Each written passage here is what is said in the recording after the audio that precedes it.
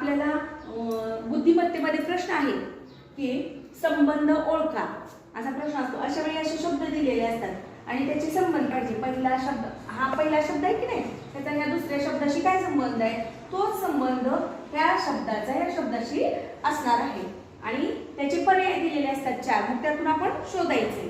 तर पाहिजे तर चंद्र आणि पृथ्वी यांचा काय संबंध आहे, तर चंद्र काय आहे, पृथ्वीचा उपग्रह आहे।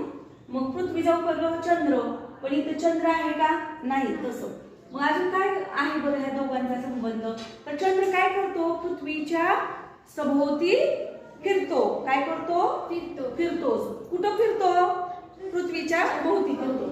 मग आता इथं संबंध पहा, पृथ्वी काय करते, पृथ्वी कोणाभोवती फिरते, सूर्याभोवती। मग इथं पर्याय आहे का, मग काय येणार, पर्याय क्रमांक 3 बरोबर येणार, पृथ्वीचा संबंध कशाशी येणार, सूर्य। समजलं? असं आपण विचार करायचा आणि हा प्रश्न सोडवायचा।